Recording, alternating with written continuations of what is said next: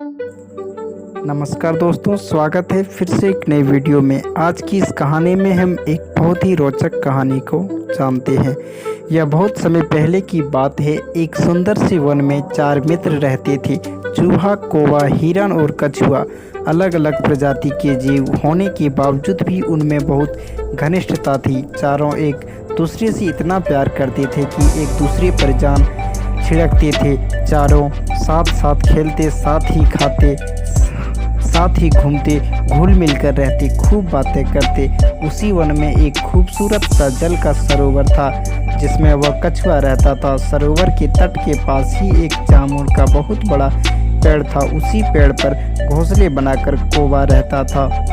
पेड़ के नीचे जमीन में बिल बनाकर चूहा रहता था और पास ही घनी झाड़ियों में हिरन का घर था। दिन को कछुआ तट की रेत में खेलता, धूप सेकता रहता, पानी में डुबकियां लगाता।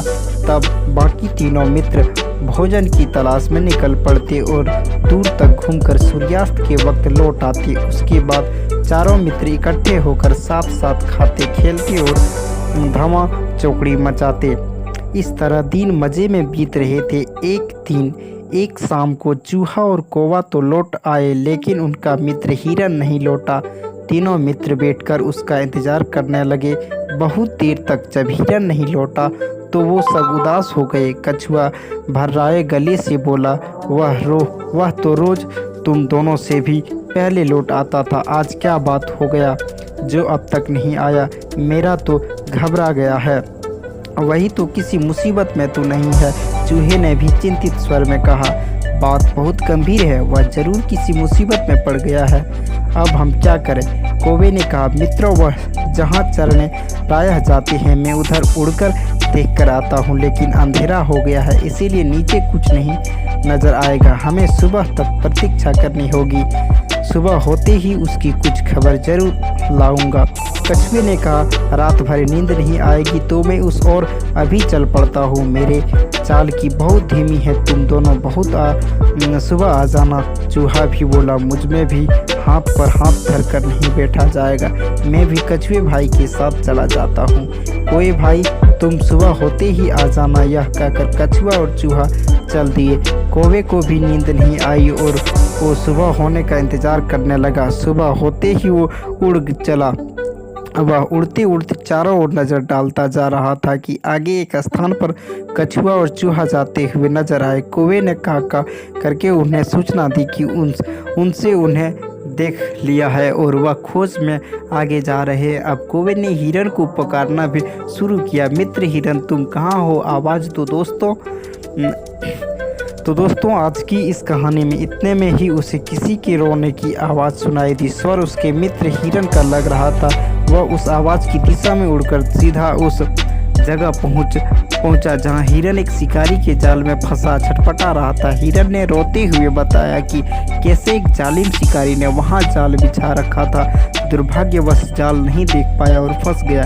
हिरन ने रोते रोते कहा, वह शिकारी आता ही होगा, वह मुझे पकड़ कर ले जाएगा और मेरी कहानी खत्म समझो। मित्र कौवे, तुम चूहे और कछुए को भी मेरी अंतिम नमस्कार कहना। कौवा बोला, मित्र तुम घबराओ नहीं, घबरा क्यों रहे हो? हम जान ही बाजी लगाकर भी तुम्हें छुड़ा लेंगे। हिरन ने हताश से कहा, लेकिन तुम ऐसा कैसे कर पाओगे? वह शिकारी बहुत जालिम और शक्तिशाली है। कौवे ने अपने पंख फड़फड़ाया और अपनी योजना बनाई। सुनो, मैं चूहे को पीठ पर बिठा कर ले आता हूँ। अपने पेने दांतों से जाल को आसानी से कुतर देगा। हिरन को आशा की किरण दिखाई दी।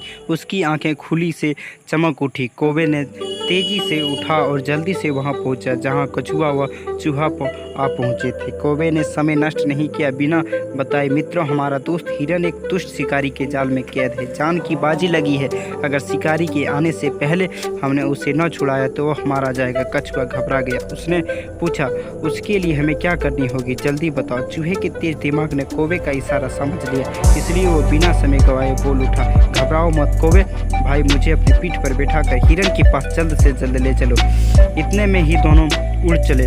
चूहे को जाल उतरकर हिरन को मुक्त कराने में अधिक देर नहीं लगी। मुक्त होते ही हिरन ने अपने मित्रों को गले लगा लिया और रुधे गले से उन्हें धन्यवाद दिया। तभी कछुआ भी वहां आ पहुंचा और खुशी में शामिल हो गया। हिरन बोला, दोस्त तुम भी आ गए, मैं भाग्यशाली हूँ जिसे ऐसे सच्चे मित्र मिले हैं। वे चारों मित्र भाव विभोर होकर खुशी से उछलने लगे, कूदने और नाचने लगे। इतने ही हिरन चौंक उठे और अपने मित्रों को चेतावनी दी, भाइयों देखो वह जालिम शिकारी आ रहा है, तुरंत छिप जाओ। चूहा फौरन पास के पील में घुस गया, कौवा उड़कर पेड़ की डाल पर बैठ गया, हिरन एक ही छलांग में पास की झाड़ी में जा घुसा, लेकिन कछुआ अपनी धीमी गति के कारण 2 कदम भी न जा पाया था। शिकारी या धमाके उसने जाल को कटा देखकर अपने माथा पीटा कि आखिरी जाल में कौन सा जानवर फंसा था और यह जाल किसने काटा। यह जानने के लिए वह पैरों के निशाने के सुराग ढूंढने के लिए इधर उधर देखने लगे कि उनकी नज़र रेंगते हुए कछुए पर पड़ी। उसकी आंखें चमक उठी,